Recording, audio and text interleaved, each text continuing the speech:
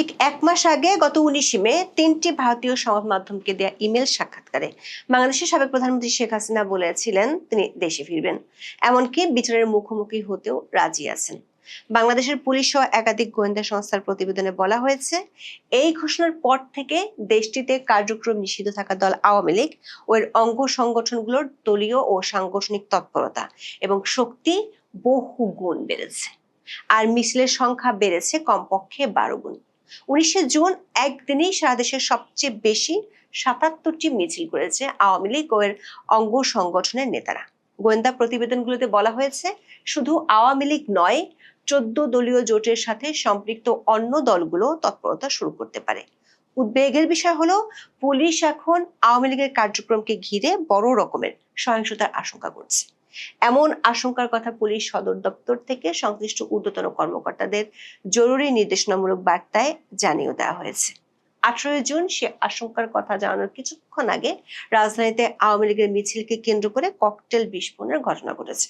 তবে গোয়েন্দা সংস্থাগুলোর আশঙ্কা আরো উদ্বেগজনক।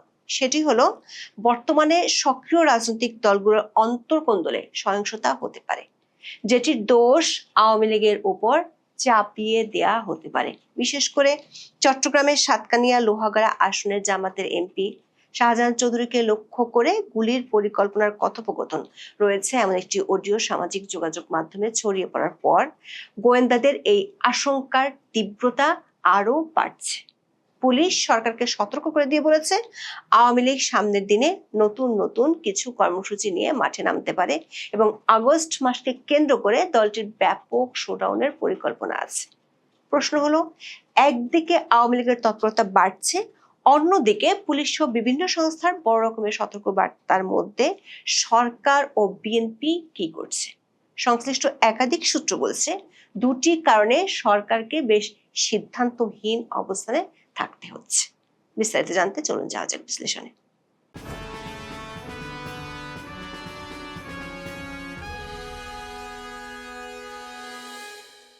গত ১৯ মে বাংলাদেশের সাবেক প্রধানমন্ত্রী ও আওয়ামী লীগ সভানেত্রী শেখ হাসিনা ইমেলে ৩টি ভারতীয় সংবাদ মাধ্যমকে সাক্ষাৎকার দিয়েছিলেন। সেই সাক্ষাৎকারে তিনি দাবি করেছিলেন, মাথা উঁচু করে দেশে ফিরবেন এবং বিচারের মুখোমুখি হতে চান। এরপর থেকে বাংলাদেশের বিভিন্ন জায়গায় প্রথমে ছাত্রলীগ ও পরে আওয়ামী লীগ সহ এর অন্যান্য অঙ্গ সংগঠনের মিছিলের সংখ্যা বেড়েছে। এর মধ্যে নোয়াখালী, চট্টগ্রাম ও কুমিল্লায় বড় ধরনের মিছিল এবং শোডাউনের পর পুলিশও তাদের অভিযান বাড়িয়েছে এবং ব্যাপক ধরপাকড় করেছে। কিন্তু তাতেও আওয়ামী লীগ এবং এর অঙ্গ সংগঠনগুলোর তৎপরতা কমেনি।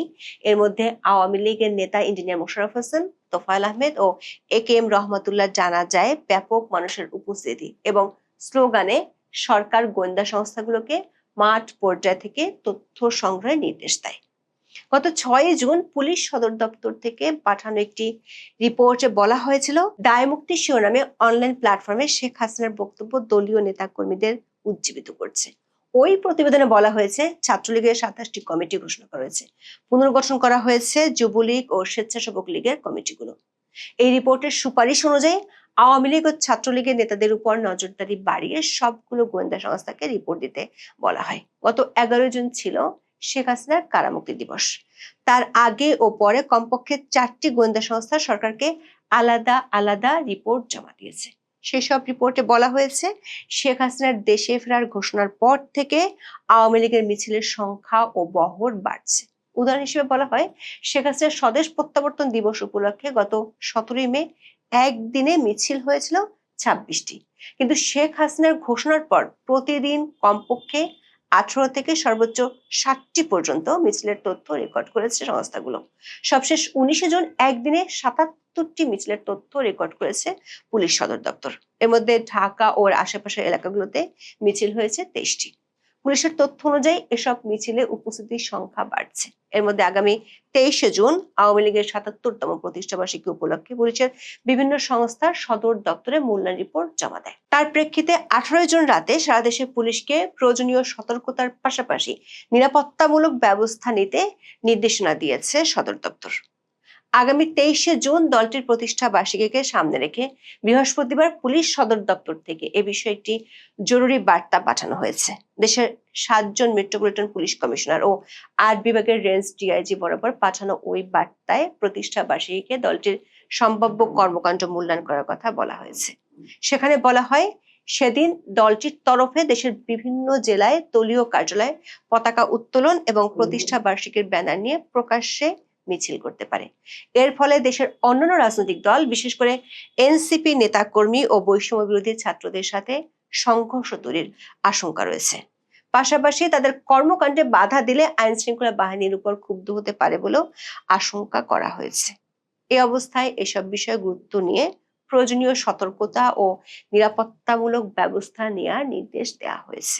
পুলিশের এই সতর্ক বার্তা যাওয়ার আগে 18 জুন সকালে রাজধানীর মহাখালীতে যখন আওয়ামী লীগের নেতাকর্মীরা মিছিল বের করে, তখন বেশ কয়েক রাউন্ড ককটেল বিস্ফোরিত হওয়ার অভিযোগ পাওয়া যায়। একাধিক সংস্থার প্রতিবেদনে আশঙ্কা করা হয়েছে, আওয়ামী লীগ এর অঙ্গ সংগঠনগুলো মাঠে কোনো রাজনৈতিক দল থেকে প্রতিরোধের শিকার হলে আগে কোনো পাল্টা প্রতিক্রিয়া দেখাতো না, কিন্তু সম্প্রতি দলটির কয়েকটি অনলাইন বৈঠকে পাল্টা প্রতিরোধ গড়ে তোলার নির্দেশ দেওয়া হয়েছে। সে কারণে গোয়েন্দাদের আশঙ্কা, আওয়ামী লীগের মিছিলে বাধা দিতে গেলে সংঘাতময় পরিস্থিতি তৈরি হতে পারে। তাছাড়া আওয়ামী লীগের শীর্ষ নেতাদের সাথে 14 দলের নেতাদের যোগাযোগ হয়েছে। 14 দলের অন্য শরিক দলগুলো মাঠে নামা শুরু করবে।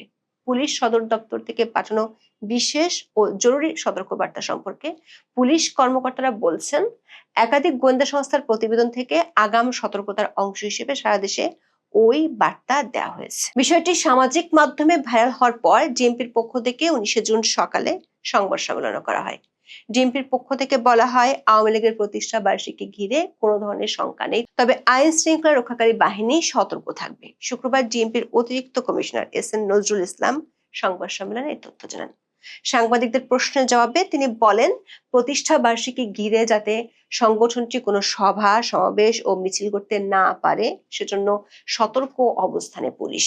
চেকপোস্ট বসিয়ে তল্লাশি চালানো হচ্ছে।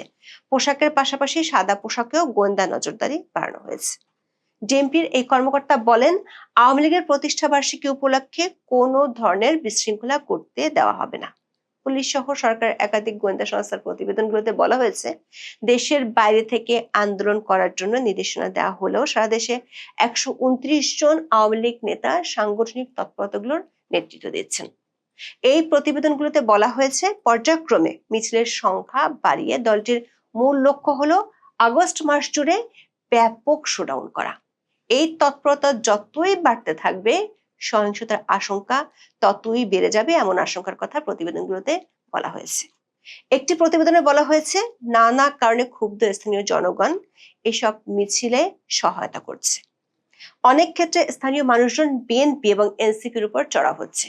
পুলিশের একটি সংস্থার প্রতিবেদনে বলা হয়েছে, আওয়ামী লীগ ও এর অঙ্গ সংগঠনগুলো এখনো পর্যন্ত পুলিশের উপর সংঘর্ষে যায়নি, তবে স্থানীয় জনতার সহায়তা পাওয়ার কারণে আর পুলিশের উপর হামলার সংখ্যা বাড়তে থাকায় পুলিশও সামনের দিনগুলোতে আওয়ামী লীগের বিক্ষোভের মুখে পড়তে পারে। পুলিশ সদর দপ্তরের তথ্য অনুযায়ী এবছরের প্রথম 5 মাসে জানুয়ারি থেকে মে পর্যন্ত পুলিশের উপর অন্তত 268টি হামলার ঘটনা ঘটেছে। এরপর চলতি জুন মাসের মাঝামাঝিতে ঘটেছে বড় 3টি ঘটনা। একটি গোয়েন্দা সংস্থার প্রতিবেদনে উদ্বেগজনক কিছু পরিস্থিতি সামাল দিতে গোয়েন্দা তৎপরতা বাড়ানোর পরামর্শ দেওয়া হয়েছে।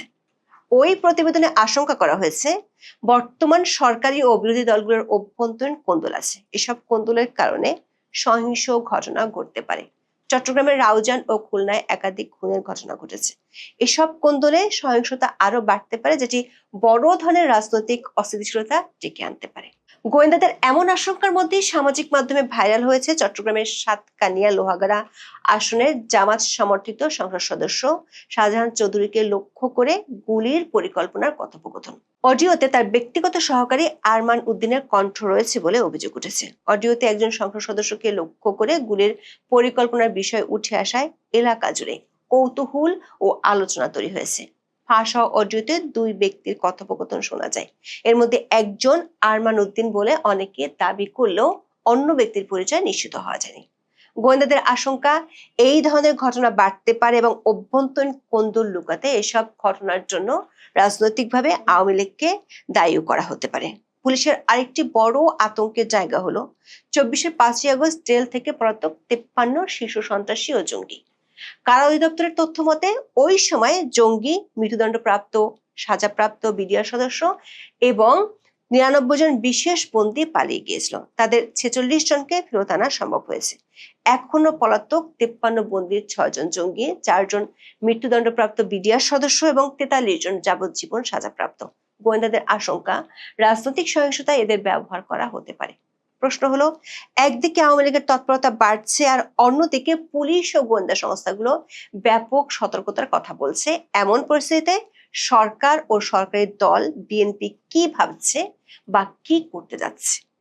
সরকার ও বিএনপি সূত্রগুলো বলছে, কার্যক্রম নিষিদ্ধ থাকা সত্ত্বেও আওয়ামী লীগের বড় ধরনের শোডাউনে সরকার আগ্রাসী হতে পারছে না। প্রথমত, পুলিশের পক্ষ থেকে বলা হয়েছে, মাঠ পর্যায়ে পুলিশের যে অবস্থা তাতে পুলিশ দিয়ে আওয়ামী লীগকে ঠেকানো সম্ভব নয়। তাছাড়া আওয়ামী লীগ মিছিলের সময় স্থানীয় লোকজনের সহায়তা পাচ্ছে। লালমনিরহাটের আদিতমারিতে পুলিশ ও জেলা প্রশাসনের উপর হামলার পর পুলিশকে মাঠে অনেক বেশি সতর্ক থাকতে বলা হয়েছে। দ্বিতীয়ত, স্থানীয় সরকার নির্বাচনকে ঘিরে বিএনপি তৃণমূল এই মুহূর্তে আওয়ামী লীগের মুখোমুখি অবস্থানে যেতে চায় না। এমনকি এটি নিয়ে বিএনপি শীর্ষ নেতারাও সিদ্ধান্তহীনতায় ভুগছেন। একদিন আগে সংসদের রুমিন ফারহানা স্থানীয় সরকার নির্বাচনে আওয়ামী লীগের নেতারা অংশ নিতে পারবেন কি না সে বিষয়ে স্থানীয় সরকার মন্ত্রী ও বিএনপি মহাসচিব মির্জা ফখরুল ইসলাম আলমগীরের কাছে জানতে চেয়েছিলেন। মির্জা ফখরুল আওয়ামী লীগের ইস্যুটাকে পাশ কাটিয়ে কবে নির্বাচন হতে পারে সে বিষয়ে উত্তর দিয়েছেন। বিএনপি নেতারা মনে করেন, এই মুহূর্তে মাঠে যদি বিএনপি আওয়ামী লীগের উপর চড়াও হয় তাহলে স্থানীয় সরকার নির্বাচনে তার ফল যাবে জামাতের ব্যাংকে। তৃণমূল থেকে সেই বার্তা বিএনপির হাইকমান্ডকে দেওয়া হয়েছে। কোথাও কোথাও আওয়ামী লীগ নেতাকে গ্রেপ্তারের বিরুদ্ধে বিএনপি নেতাদের মিছিলের খবরও পাওয়া যাচ্ছে। শরীয়তপুর সদর উপজেলার বিনোদপুর ইউনিয়ন আওয়ামী লীগের সাধারণ সম্পাদক আসাদুজ্জামান লিটন মুন্সিকে গ্রেপ্তারের পর তার মুক্তির দাবিতে বিক্ষোভ মিছিল করেছে স্থানীয় বিএনপি নেতারা। স্থানীয় সূত্র মতে, লিটন মুন্সি গত নির্বাচনে বিএনপিকে সাহায্য করেছিল।